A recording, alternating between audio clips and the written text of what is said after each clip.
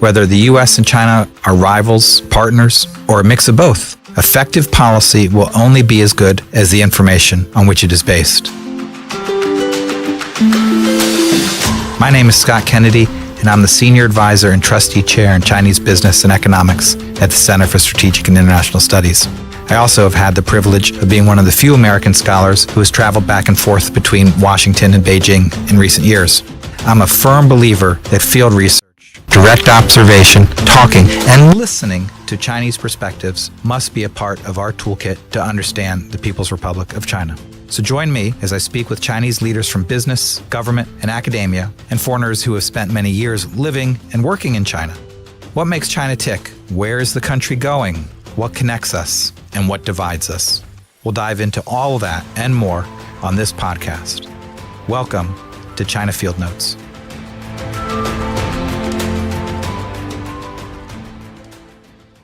Welcome to China Field Notes.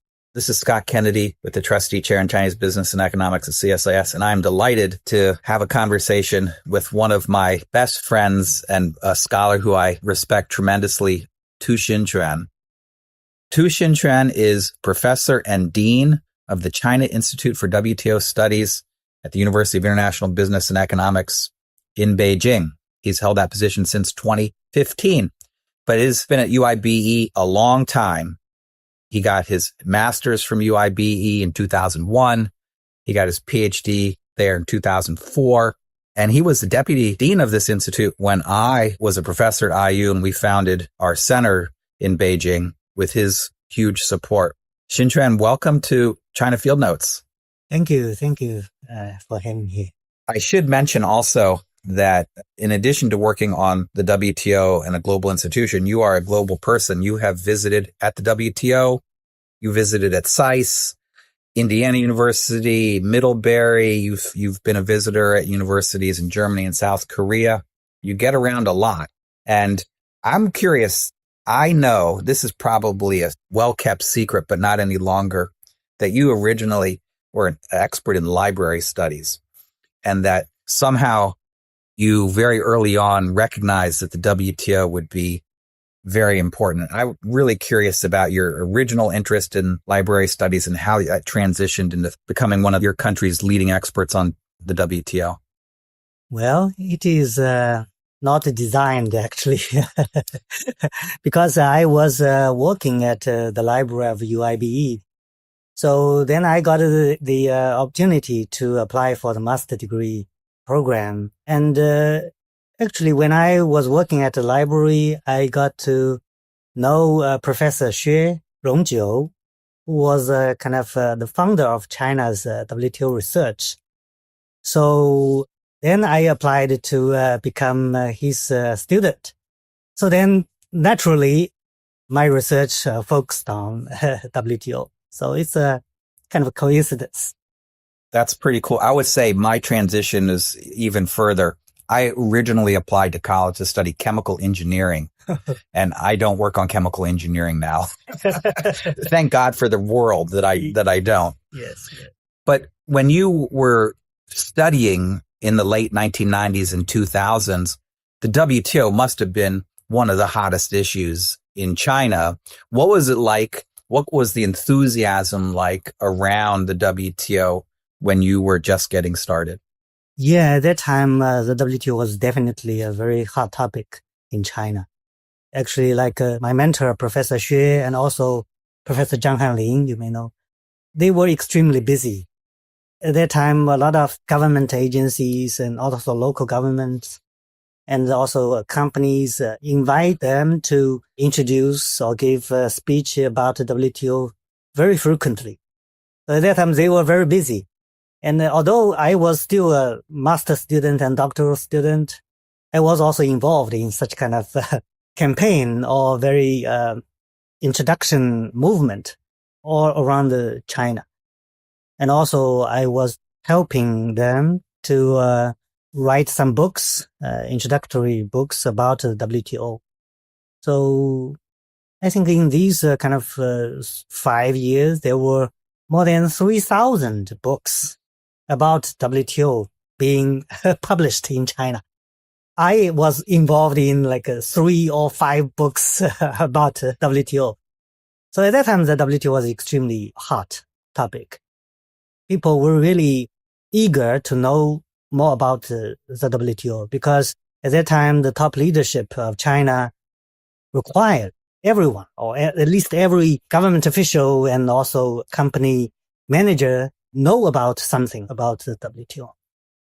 So at that time, there was a kind of slogan geared to international conventions, 与国际接轨, which means that, as I said, everyone should know something about WTO, and all our works should be consistent with WTO rules.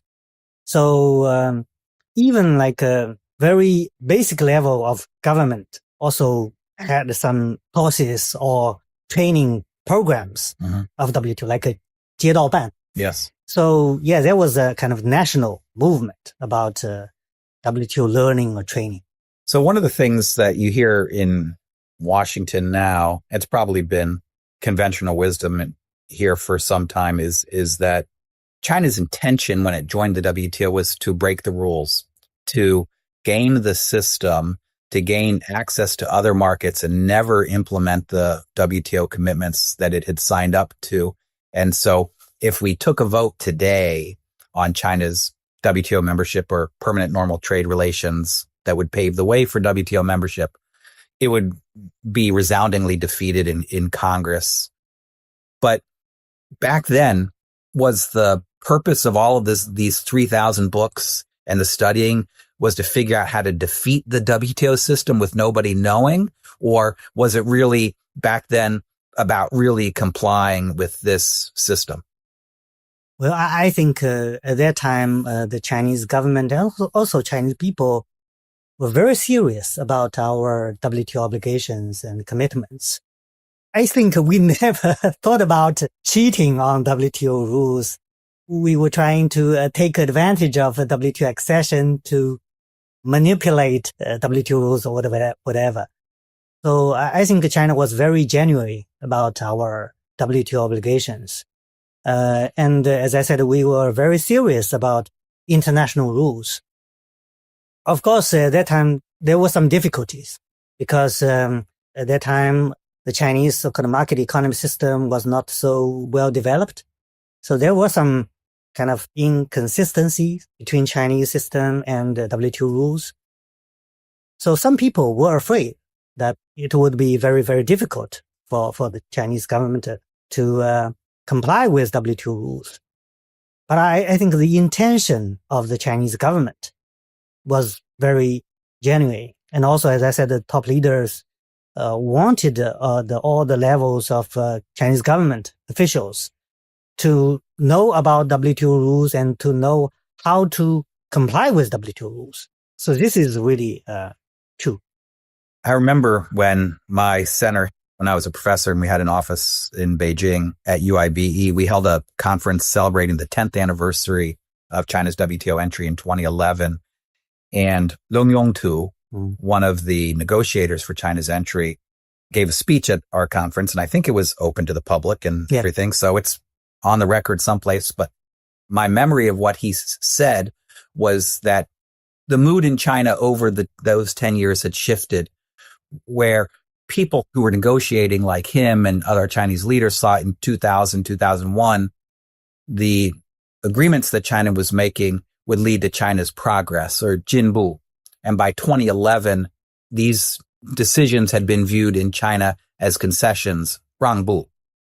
And I'm wondering, is China's difficulties in implementing these commitments, did that change the mood in China about the WTO or about how to engage with the United States or other economies? Because there is a sense here that at least someplace, whether it was at the beginning and if not at the beginning, at some point in the last couple decades, China's approach towards the WTO and global trade has shifted in a way where if there's not less compliance, there's less alignment between China's interests and the interests of the United States and other countries. And so I'm trying to figure out, did something that Long Yongtu mentioned in his speech in 2011 indicate that we were already headed for some kinds of difficulties over how all of us were participating in the WTO? Well, yeah, I think there were some changes after WTO accession. Actually, even in the early years after WTO accession, there were some suspicions in China about our WTO accession commitments. Like even in MOFCOM, The Ministry of Commerce. The Ministry of Commerce. The minister after WTO accession was Minister Liu Fuyuan. Yes. He was suspicious about China's commitments, especially China's concessions in terms of like non-market economy status. He believed that this kind of concession is unfair to China. So there were always some suspicions. But I think the major change happened after 2008, the year of 2008. One reason is the global financial crisis. So after that, there was increasing suspicion in China about the merit of market economy, because the failure in the US showed that market economy, the free market economy mechanism is not perfect. Mm-hmm. And also, very interesting development is that, after the reform, SOE reform in late 1990s, the development of the state sector, the SOE sector, was better than imagined. So after 2001, after a number of years, there was a growing, actually, state sector. Mm-hmm. Yeah. Like big state-owned banks, big state-owned enterprises, they were developing well, even after WTO accession. So in China's WTO accession package, there were some requirements about SOE, but actually it was not the top priority in the early years, because at that time, tariff concessions are more important. But when China need to have some reforms on SOEs were becoming more powerful. So actually, inside China, the need for further SOE reform was less. Mm. So then there were kind of more resistance in terms of implementing WTO obligations on SOEs. So along with US failure in 2008, so after 2008, the mood in China to promote SOE reform was getting lower. So then there was rising conflict between, other countries' expectations on China's reform or China's implementation of WTO obligations regarding SOEs, and inside China, yes, domestic desire for further reform in SOEs. So actually, I think this kind of conflict was not about China's implementation of market access obligations, but about institutional reforms in China. Sure. So all of that is sort of a post-2008 transition in the interpretation. And then you have Edward Snowden and his revelations. You have the Trump administration and the trade war, the pandemic, the US and China competing on technology. Right now, we have a standstill at the WTO. The appellate body isn't working. There's not a lot of enthusiasm about using the WTO to resolve disputes. And what else happened since 2008 to make the WTO essentially frozen and unfunctional as a way to manage China's economic relationship with the US and others? Yeah, I think after 2008, after WTO accession, China has been developing very well. I think much better than we thought when China joined the WTO.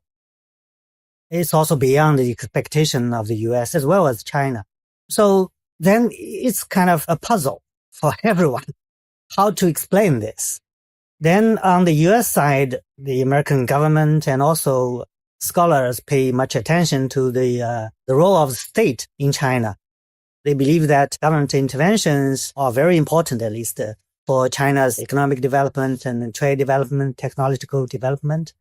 But in the WTO rules, there are not so many regarding the state interventions, especially like industrial policy or subsidies. So then the US believe that WTO rules are not sufficient to kind of keep a kind of fair competition between China and the US and also other WTO members. So then like the dispute settlement mechanism is also useless because there are no sufficient rules, right? So then even you have a very good judicial system, it's still useless. So I think that's the key reason. Of course, the WTO rules were made in 1990s, early 1990s. At that time, for these members, they didn't think about non-market economy system. So it is true that current WTO rules are not so well designed to deal with some kinds of government interventions. But I don't think that China's technological industrial development was largely attributed to government interventions. I think that's a kind of mistake. I don't think that China's industrial policy is so critical or so successful for the Chinese industrial development. So you can see, like right now, the most internationally competitive companies or industries are basically dominated by private companies. Even though there are some government incentives, they are largely dependent on the market economy. So then I think that the current difficulties between US and China are caused by the insufficient WTO rules. I mean, there are some differences between US and China models or systems, but this kind of changing competition situation is still largely because of market economy. Right now, of course, China has some competitive advantages because China is at this current development stage. So China has some kind of comparative advantage in manufacturing sector, especially. But it was like Japan in 1980s or Germany in 1980s. So at this current stage, China is really competitive. We have some advantages. We have some kind of anyway. So I don't think that this is because we have more government incentives. Mm-hmm. We have so successful industrial policies, especially in the manufacturing sector, which is very important and also is worried by the US government. I think one major advantage of China is that our financing system is more beneficial for manufacturing development. Because Chinese companies depend more on indirect financing from banks. So banks don't pay much attention to profits. They pay more attention to revenue. So Chinese companies are very good at expanding their scale, but not so good at producing profits. So you can see a profit level of even large Chinese manufacturing company is very, very low. Let me ask it this way and see if you agree. And that is all really helpful. So I think it's very important that what you said about the U.S. view that the current rules were insufficient. I do think that is the widely shared perception. I think there's also a perception that Chinese industrial policy has played and still plays a critical role, but we'll put that to the side. Tell me if you think this is fair. There's suspicion in China that those current rules may not be fit for China's national circumstances, especially in the wake of proof in the global financial crisis that free market economies don't always produce good results. And as a result, China needs to kind of pursue its own development path. Whereas the US perspective is, as long as you sign up to the WTO, until we all agree that the rules should be different, you have to follow these rules exactly as you pledged. And anything different, even if it might hurt your economy, is too bad. You have to wait until after we agree to a new set of rules before you can change your behavior. So is it fair to say that China believes that it's adapted some of its behavior because it believes those rules are sort of inconsistent with China's basic core direction? And the US says, well, you shouldn't change until after we've renegotiated. Does that sound like where the conflict is between the US and China? Actually, China believes that it has been complying with the existing WTO rules. So then the US believes that the current rules are not sufficient. Okay. So the US wants to renegotiate the rules, not China. China believes that the current rules are fine. And we have been following the current WTO rules well. So there is kind of a different understanding. Like with government procurement, China pledged it would join the government procurement agreement as soon as possible. And here we are 24 years later, and they're still negotiating. I think it's the eighth round of texts that are someone's got in someone's drawer someplace. And then we've got differences about subsidies or things like that. But I take it that there is this very different perspective in Beijing and Washington about China's compliance and about whether the gaps in either compliance or the gaps in the rules, how that should be treated. Any case, I want to ask a little bit about the U.S. policies over the last few years, particularly since the Trump administration has returned to office for a second term. And the president is proud to identify himself as a tariff man. And already very early in the administration imposed 10% tariffs on China related to fentanyl, 25% tariffs threatened against Canada and Mexico, and the prospect for more tariffs imposed against a whole range of countries with which the U.S. has a bilateral trade deficit. What's your view of the way the Trump administration, the president and his advisors think about international trade and tariffs, especially from the perspective of someone who is an expert in the WTO and global governance? What do you make of this fascination and emphasis on tariffs and balancing bilateral trade? I think Trump pays too much attention to trade policy. Not only Trump, but also even the WTO exaggerates the role of trade. Mm-hmm. Of course, trade is important for economic development or industry development. But I don't think trade is critical or essential in terms of international trade. And also, trade policy is not essential for the development of international trade. Actually, the change of trade policy is not so useful. Tariffs are not so useful to change international trade. So, I mean, trade is decided by a lot of factors, mainly by macroeconomic factors, supply and the demand in this country and other countries. Trade policy has some impact, but not so important. And also for the economic development of countries, I don't think that trade is also so critical. Actually, in many cases, trade is kind of a reflection of economic development, not a driver of economic development. So Trump expects that changing trade policy would reestablish U.S. manufacturing. I think it's a too high expectation. Also, as I said, like the development of Chinese manufacturing industries is based on a variety of factors. Why China could develop its manufacturing industry so well in the recent decades is that we have a variety of positive factors, including like a high quality labor force, high quality infrastructure, good international environment, and also kind of proper financing system. A lot of reasons. It's not only because of WTO accession. The WTO has 166 members, right? But how many countries have developed their manufacturing industries? So trade liberalization is, of course, a good fact behind that. I don't think it's a critical fact behind that. Well, let's talk a little bit about, I guess, two things. One is about maybe if we were going to reform the WTO, what we'd want to see, and two, about, American and Chinese policies. So let's say you wake up one morning, you are the new Director General of the WTO, maybe a job you didn't necessarily campaign for, but nevertheless, congratulations, you get to be the head of the WTO. And you have to think of what ways in which you might reform the WTO to try and resolve some of these differences and address real problems. As you mentioned, the WTO was created in the 1990s when the world economy was one way, and now we're in a different way.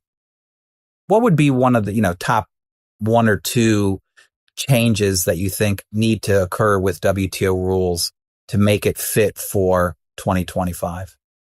Well, now I think the WTO really need to clarify the definition of national security.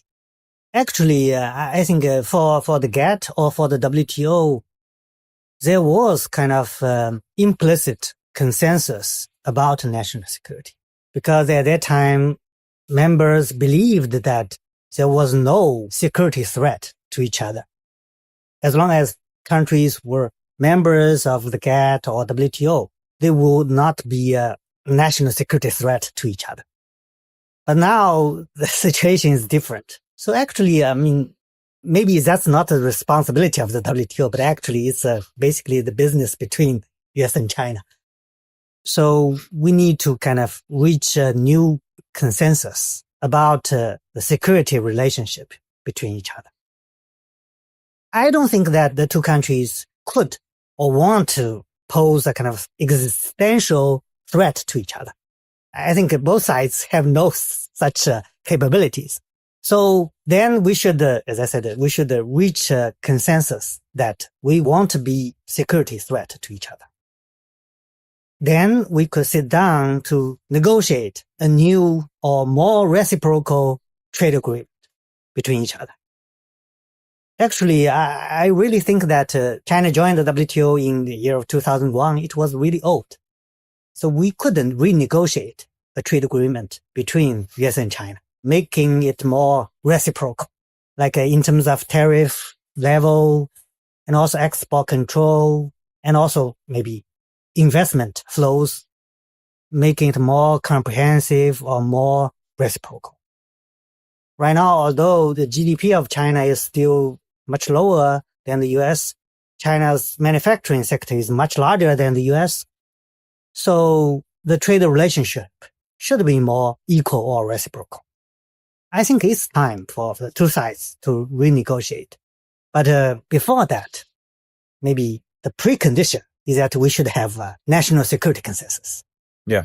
There's Article 21 of the GATT that just a couple paragraphs about the national security exception, which wasn't used very often. Yeah. And now it's this big giant hole that everyone drives a large truck through with every kind of policy related to supply chains, related to data security, so many different things. Everything is national security. Everything. It's too difficult for trade. And so that means that, it used to be in the case of fair trade restrictions or other things, the WTO would say countries are allowed in certain circumstances to take measures to protect themselves as long as they don't overly impact trade, right? And now with national security exception, you can go much further than that. Yeah. And so I think you bring up a very good point. One of the other areas, so let me ask about another one, digital trade and the digital economy. The WTO has some rules related to e-commerce, some related to IP, not a lot of detail on, the full nature of digital trade, artificial intelligence, and things like that. Is that another big hole that needs to be filled? Yeah, I think the development of digital technology and the economy is really important. But I'm not so sure that right now it is already very mature time to develop a very comprehensive, very strict international regulations about digital trade.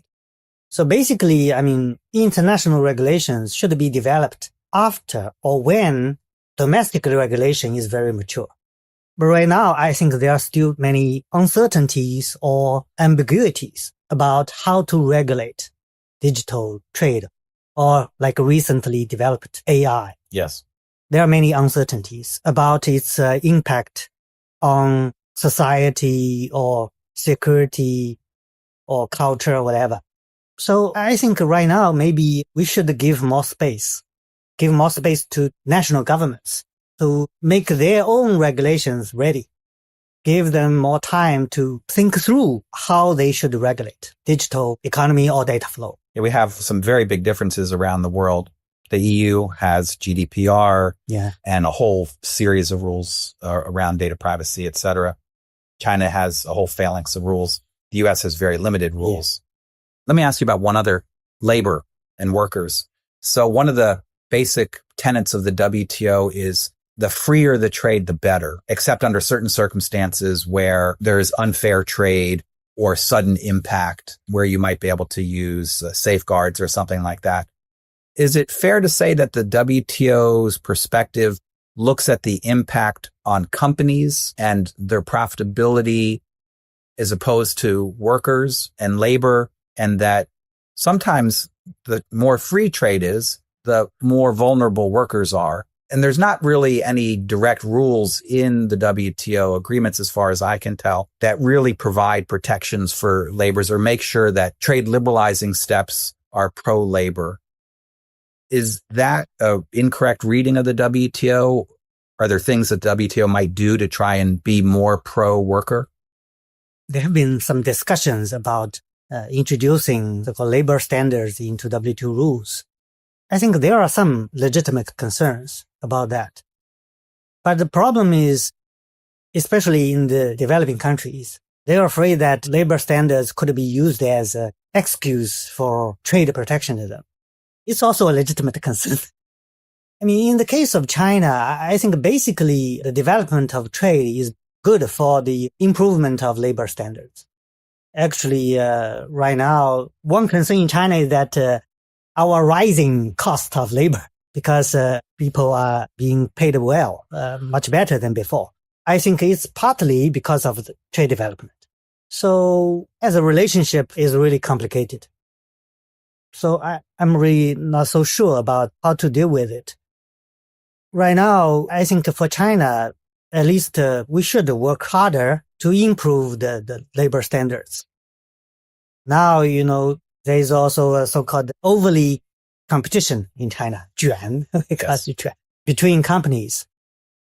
But I think there's one reason that is we have not high enough labor standards. Companies tend to lower labor standards to increase their competitiveness. I don't think it's right. Mm-hmm. And it's right socially and it's good economically. So I think this kind of development will promote the labor standards in China. But the problem is whether we need to link labor standards with trade policy. Yeah. It's another issue. I'm not sure about whether this should be done. Let me ask one final question about an ongoing issue that the U.S. and China have. In the U.S., it's described as overcapacity, which is that China's in a variety of different manufacturing sectors, expanded manufacturing very quickly, but demand in China hasn't risen as fast. And so that gap is growing larger. China's about 30%, 35% of global manufacturing, but only about 18% of manufacturing consumption. And so one of the proposals that we have heard offered or bantered about is China voluntarily restricting or limiting its export of some of these products to allay the concerns of others that this trade won't damage their own competing domestic industries. Voluntary export restraints or something like that is actually not WTO compliant per se, but it might be a way in the short term to address the differences that China has with some countries on this. What do you think of that idea as a solution? And if that solution is a bad one, what would be a better way to address this issue? Maybe it should just be everyone should be grateful to China for being such an efficient producer and enjoy the consumption of cheap products that are sold to them? Or is there some other solution? It's a really difficult issue. Yeah, China has been so successful as a producer. Chinese people are really good at producing products. And also, as I said, currently we have our comparative advantage in manufacturing, very efficient and very competitive. It's not unique. I mean, Germany is also a very efficient producer. Actually, Germany has much higher trade dependence than China. But the difference is China is much larger than Germany. So then it will create more spillover effects on other countries. So we understand this. But how to deal with it? It's really difficult. For me, I think the solution is still inside China. We should work harder to increase our domestic demand. And also, we should change our industrial structure. We should move more resources to services.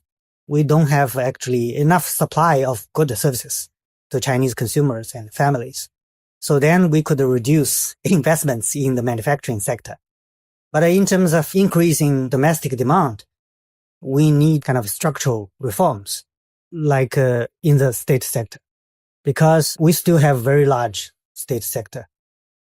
One result of that is the income distribution to households is not high enough. So basically, the state has more returns from these assets, and the state tend to invest even more. So it creates the gaps between demand and the supply. So actually, I think Chinese people or Chinese household sector want this kind of deeper reform. So it's economically and politically difficult. I think we are trying to promote this kind of reform, but maybe it will still need more time.